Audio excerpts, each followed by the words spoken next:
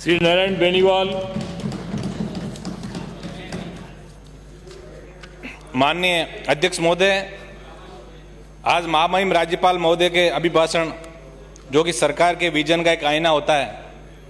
इस पे मुझे बोलने का मौका दिया, उसके लिए धन्यवाद। महामहिम राज्यपाल महोदय द्वारा 138 बिंदुओं के माध्यम से सरकार के कार्यकलापों को सदन में रखा। मेरे पूर्व वक्ताओं ने पक्ष और विपक्ष का अपना धर्म निभाते हुए इस अभिभाषण का विश्लेषण अपने अपने तरीके से किया, अपने अपने विचार व्यक्त किए और अपने अपने हिसाब से सबको धन्यवाद भी दिया। लेकिन मेरो तो गिरधर गोपाल दूसरों ने कोई, मैं तो सारा धन्यवाद आपको दूंगा कि आपने इस अभिभाषण में मुझे बोलने का मौका दिया। वैसे इस बात से भी इनकार नहीं किया जा सकता कि वर्ष 2020-21 हर व्यक्ति के मानसिक पटल पर महामारी से अपने आप को बचाने व सामाजिक सेवा के लिए हमेशा अंकित रहेगा। इसी तरह पे सरकार ने भी चिकित्सा के अलावा अन्य सारे विभागों के कार्य को उचित स्थान देना जरूरी नहीं समझा। इसी का परिणाम है कि आज 2020-21 की अधिकांश योजनाएं या तो बंद पड़ी है या धीमी गति से चल रही है। मैं कोरोना से जंग जीतने के लिए सरकारी मशीनरी, समस्त जनप्रतिनिधिगणों, कोरोना वॉरियर्स तथा विशेष रूप से भामाशाहों वे आम जन का विशेष धन्यवाद ज्ञापित करता हूं, जिनके अथक प्रयासों व सेवा भाव से वैश्विक महामारी कोरोना पर काबू पा सके।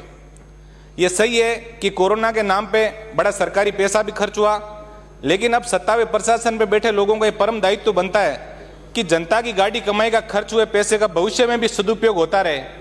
क्योंकि जितनी राशि चिकित्सा हेतु संसाधनों की खरीद व ढांचागत निर्माण हेतु खर्च की गई, उस अनुपात में उन चिकित्सीय उपकरणों को चलाने वाले कर्मचारियों की भर्तियां नहीं हो पाई, जिससे दक्ष कर्मचारियों का अभाव के कारण चिकित्सीय उपकरणों का संचालन भविष्य में भी सही हो पाएगा, इस पर थोड़ा संशय है। आज सरकार ने बड़ी राशि से नए चिकित्सीय उपकरणों की खरीद जैसे कि वेंटिलेटर्स, आईसीयू बेड व अन्य उच्च तकनीक वाले उपकरण खरीदे, लेकिन इनको सही तरीके से चलाने के लिए दक्ष व तकनीकी कर्मचारियों की बड़ी भर्ती भी सरकार को करनी चाहिए थी। इसके अलावा डॉक्टर भर्ती, नर्सिंग भर्ती, लैब टेक्नीशियन भर्ती तथा राष्ट्रीय स्वास्थ्य मिशन व अन्य के तहत कार्यरत संविदा कर्मियों की स्थायी नियुक्ति के बारे में गहनता से विचार किए बिना निरोगी राजस्थान का सपना कभी साकार नहीं हो सकता। इस कड़ी में नागौर मुख्यालय पर अतिशीघ्र मेडिकल कॉलेज को चालू करने, जेएलएन अस्पताल में गंभीर रोगियों तो लिफ्ट लगाने, 5 लाख सीधा सीएससी जिसकी घोषणा 2013 में तत्कालीन मुख्यमंत्री जी द्वारा की गई थी को मापदंडानुसार चालू करवाने, क्यों सर क्षेत्र में सीएससी पीएससी उप केंद्रों को क्रमोन्नत करने व नए उप केंद्र खोलने जैसे महत्वपूर्ण बिंदु आने वाले बजट में शामिल करवाने का आग्रह करूंगा। सभापति महोदय, ये सही है कि सबसे पहला सुख निरोगी काया है और अगर किसी बीमार व्यक्ति को उपचार, दवा व जांचों हेतु सरकारी सहायता मिल जाए तो व्यक्ति भी शासन प्रशासन के प्रति धन्यवाद ज्ञापित करता है।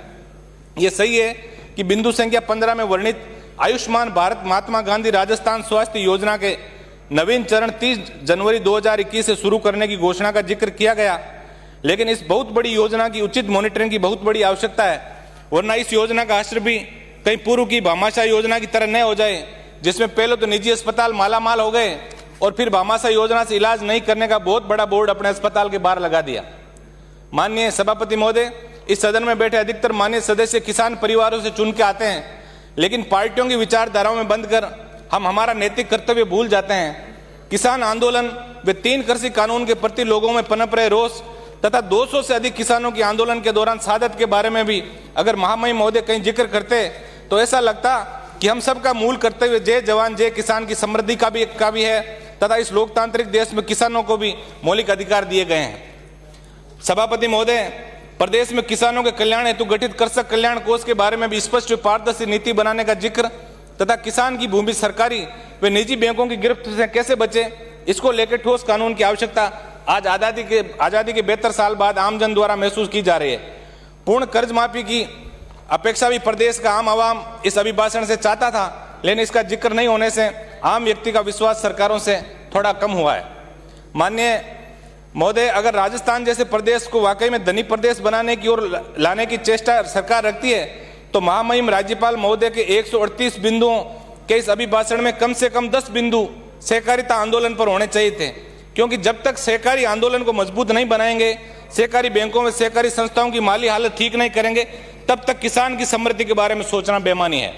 मैं आपके माध्यम से सरकार से मांग करूंगा कि सहकारी संस्थाओं के चुनाव राजफेड व नेफेड में केवीएसएस और जीएसएस का बकाया भुगतान दिलाने और प्रत्येक किसान को सहकारी बैंकों द्वारा अल्पकालीन, मध्यकालीन व दीर्घकालीन ऋणों के वितरण के बारे में तुरंत प्रभाव से योजनाबद्ध तरीके से अपना विजन सदन के सामने रखना चाहिए। माननीय सभापति महोदय, समाज कल्याण विभाग की विभिन्न योजनाओं तथा श्रम कल्याण विभाग की योजनाओं की सही क्रियान्विति पे मॉनिटरिंग अगर की जावे तो समाज के अंतिम छोर पर बैठे व्यक्ति तक समाज कल्याण की समस्त योजनाएं पहुंच सकती है। लेकिन ये बड़ी विडंबना है कि समाज कल्याण व श्रम विभाग की विभिन्न योजनाओं को हर जिला स्तर पर एजेंट माफिया ने बुरी तरह जकड़ रखा है। मैं आपके माध्यम से मांग करूंगा कि ब्लॉक सामाजिक सुरक्षा अधिकारी कार्यालयों का केंद्रीकरण जिला स्तर पर नहीं करके इन कार्यालयों को समस्त कार्मिकों से ब्लॉक स्तर पर ही रखा जावे।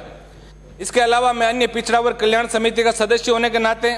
प्रत्येक जिले पर ओबीसी वर्ग के छात्र छात्राओं हेतु छात्रावासों के निर्माण की नीति बनाने तथा हर भर्ती के अंदर ओबीसी वर्ग के पदों के साथ छेड़छाड़ और कटौती बंद करने की मांग आपके माध्यम से करूंगा। सभापति महोदय, बिंदु संख्या 46 में गांवों के सुनियोजित और चरणबद्ध विकास के शुरू की गई ग्रामीण विकास एवं पंचायती राज की विभिन्न योजनाओं पर किए गए कार्यों का उल्लेख किया गया है। लेकिन अगर ग्रामीण विकास की योजनाओं की सही मॉनिटरिंग व दूसरे विभागों से समन्वय स्थापित करने पर नीति नहीं बनाई तो जनता के हजारों करोड़ रुपए की बचत के बारे में सोचना बेमानी होगा। जैसे गांवों में सीसी सड़क और इंटरलॉकिंग ब्लॉक पहले बना दिए जाते हैं और उसके बाद जल शक्ति मिशन जैसे घर घर जो आप नल का कनेक्शन दे रहे हो तो सारी सड़कें तोड़ के और एक जनता के बहुत बड़े पैसे का एक दुरुपयोग हो रहा है। मैं आपके माध्यम से ये मैं निवेदन करूंगा कि इसके बारे में ठोस नीति बने। माननीय सभापति महोदय, बिंदु संख्या 61 में 5 पैनोरमाओं के लोकार्पण का जिक्र किया गया है, लेकिन पहले से बने पैनोरमाओं की ठीक से संचालन व रखरखाव की नीति अत्यंत आवश्यक है। मेरे विधानसभा क्षेत्र में तेजाजी महाराज का जो पैनोरमा है वो आज तक ही आम व्यक्ति के लिए नहीं खुल पाया और जर्जर होने लगा, तो ऐसे के बारे में कोई ठोस नीति की मैं आग्रह आपसे करूंगा। बिंदु संख्या 65 में ऑनलाइन एफआईआर का जिक्र भी किया गया है, लेकिन अगर ये प्रक्रिया ईमानदारी से चल रही है तो प्रदेश के मंत्रियों, सांसदों और विधायकों को अपनी एफआईआर दर्ज कराने के लिए धरने पर नहीं बैठना पड़ता और ना ही प्रदेश के शीर्ष अधिकारियों को लोकसभा की विशेषाधिकार समिति के सामने शर्मिंदा होना पड़ता। बिंदु संख्या 66, 67 व 68 में राजस्थान पुलिस की विभिन्न नवाचारों का उल्लेख किया गया है जो निश्चित रूप से आमजन में विश्वास व अपराधियों में डर के स्लोगन को सार्थक कर सकता है अगर ईमानदारी से इस पर काम किया जा सके। लेकिन ये विडंबना है कि हाल ही में पकड़े गए पुलिस व प्रशासन के अधिकारियों के कार्यकलाप ऐसे लगे जैसे लाइसेंस शुदा डकैत हो जिसने पूरे प्रदेश को शर्मसार होना पड़ा। माननीय सभापति महोदय, बिंदु संख्या 69 से 74 तक बिजली विभाग की योजनाओं और उपलब्धियों का उल्लेख किया गया है, परंतु सच्चाई से विपरीत है। आज देश में सर्वाधिक बिजली का उत्पादन का प्रदेश होते हुए तथा देश में सबसे ज्यादा महंगी बिजली उपभोक्ताओं को उपलब्ध कराने और किसानों को दी जा रही सब्सिडी को समाप्त करने के बावजूद भी बिजली कंपनियां निरंतर घाटे में जा रही है, क्योंकि बिजली खरीद, सामान खरीद तथा संचालन व रखरखाव हेतु दिए जाने वाले ठेकों में भारी भ्रष्टाचार विभाग के अधिकारियों द्वारा किया जा रहा है, जिस पर अंकुश लगाने की आवश्यकता है। मैं क्योंसर क्षेत्र में आवश्यकता अनुसार 220, 132 व 33/11 के जीएसएस की मांग आपके माध्यम से करूंगा। सभापति महोदय, आज बड़े दुख का विषय है कि बिजली व जन स्वास्थ्य अभियांत्रिकी विभाग द्वारा हजारों करोड़ रुपए खर्च करने के बावजूद कई गांव में हजारों डाणियां आज भी बिजली और पानी से वंचित है। बिंदु संख्या 75, प्रदेश में शिक्षा के नेटवर्क को मजबूत करने का उल्लेख किया गया है, लेकिन प्रदेश में अटकी भटकी व लटकी भर्तियों के कारण युवा मानसिक अवसाद में आकर आत्महत्याएं तक कर रहा है। 2021 की रीट परीक्षा का समय पर आयोजन हो, साथ ही 2016 रीट अंग्रेजी अध्यापकों की भर्ती के मामले में माननीय सर्वोच्च न्यायालय में जो एसएलपी सरकार ने दायर कर रखी है उसका निस्तारण करके और पीड़ित बेरोजगारों को न्याय दिलाने का मैं आग्रह करूंगा। बिंदु संख्या 78 में देव भाषा संस्कृत को बढ़ावा देने के लिए किए गए कार्यों का उल्लेख किया गया है, साथ ही राजस्थानी भाषा को राज्य भाषा का दर्जा देने व स्कूलों में कॉलेजों में राजस्थानी भाषा के अध्यापकों के पद सृजित करने की मांग मैं आपके माध्यम से करूंगा। बिंदु संख्या 101, सुशासन को बढ़ावा देने हेतु जन कल्याण पोर्टल चालू करने का उल्लेख किया गया है, लेकिन अगर सही मॉनिटरिंग व किसी की जवाबदाही तय नहीं की गई तो इसका असर भी पहले की तरह चल रही योजनाओं की तरह ही होगा। अगर वास्तव में सुशासन को बढ़ावा देना है तो प्रत्येक सरकारी कार्यालयों में बायोमेट्रिक उपस्थिति को आवश्यक रूप से लागू किया जावे, जिसमें सरकार ने बहुत बड़ा पैसा पहले से खर्च कर रखा है, तथा समय समय पर प्रशासनिक सुधार विभाग द्वारा जारी किए गए समस्त परिपत्रों को कड़ाई से लागू करना सुनिश्चित करें, जिससे जिला स्तर, उपखंड व ब्लॉक स्तर तक जनप्रतिनिधियों के साथ साथ आम जन की बैठकों का आयोजन सुनिश्चित हो सके। बिंदु संख्या 103 में उद्योग विभाग द्वारा उद्योगों के विकास एवं निवेशों को प्रोत्साहन देने की दिशा में 7 नए औद्योगिक क्षेत्र विकसित करने के साथ ही 17 नए औद्योगिक क्षेत्रों का शुभारंभ करने का उल्लेख है, जिस पर 4000 करोड़ से अधिक की राशि का उल्लेख किया गया है। मैं आपके माध्यम से सरकार से आग्रह करूंगा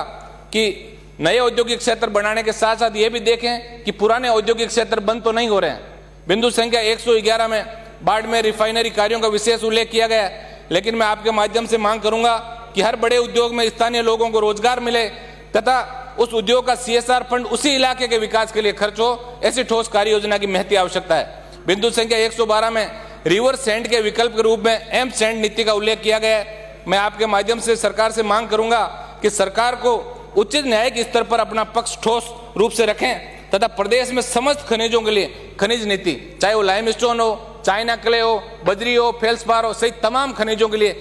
इसका सही रूप से बनना अति आवश्यक है, क्योंकि राजस्थान खनिज संपदा से भरपूर प्रदेश है। इसके साथ साथ खान मालिकों को पर्यावरण स्वीकृति, इसी के अंदर आज बहुत बड़ी दिक्कत आ रही है। खाने जिनका एग्रीमेंट हो गया उनको 3-3 सालों तक इसी के लिए लटकना पड़ रहा है। तो इस पे कोई ठोस नीति बना के और ऐसी कार्य कोई सरकार को करना चाहिए जिससे आम व्यक्ति को लाभ मिले और अधिकारी और माफिया का जो गठजोड़ बनता जा रहा है उसका खात्मा हो सके। माननीय सभापति महोदय, बिंदु संख्या 120, 121, 122 और 123 में सड़क तंत्र को मजबूत करने, RUB के निर्माण के बारे में भी उल्लेख किया गया है। लेकिन आज हम खुलकर बात करें तो पिछले 2 सालों से सड़कों के तंत्र के सुदृढ़ीकरण में सरकार पूरी तरह विफल रही है। और तो और PPP मॉडल व टोल रोडें भी क्षतिग्रस्त होने के बावजूद लोगों से टोल की वसूली की जा रही है। अजमेर नागौर, जोधपुर नागौर तथा जयपुर नागौर वाया जोबनेर कुचामन खाटू सड़कों के बारे में न्यायालय द्वारा टिप्पणी किए जाने के बावजूद मापदंडानुसार कार्य नहीं किए गए तथा जोधपुर नागौर रिंग रोड निम्न स्तर की गुणवत्ता के कारण वाहनों के आवागमन से पहले ही टूट गई है। बिंदु संख्या 124, 25, 26, 27, 28, 29 और 30 में पेयजल परियोजना, सिंचाई परियोजना, जल पुनर्गठन योजना, सिंचित क्षेत्र विकास परियोजना का उल्लेख किया गया। लेकिन अगर हम पेयजल परियोजना के बारे में विस्तृत चर्चा करें तो प्रदेश के आम आवाम में सरकार की पेयजल परियोजना के कार्यकलापों को लेकर भारी रोष है। प्रदेश में करोड़ों रुपए से चालू किए गए RO plant, solar single phase नलकूप, सौर ऊर्जा आधारित डीफ्लोरिडेशन संयंत्र योजनाओं में भारी अहमियत अधिकारियों द्वारा की गई है, जिन पर ठोस कार्रवाई करके जनता को योजना का लाभ प्रदान करवाया जाना है। माननीय सभापति महोदय, मैं आपके माध्यम से सरकार से अपेक्षा करूंगा कि चुनाव के वक्त स्वच्छ, पारदर्शी, सुशासन तथा जीरो टॉलरेंस की कई बातों पर खरा उतरने का कर्तव्यों के साथ प्रयास करें, ताकि आमजन में विकसित इस भ्रांति कि आज सरकार है ये चाल सी को खत्म किया जा सके। आपने मुझे बोलने का मौका दिया, बहुत बहुत धन्यवाद। श्री बाबू।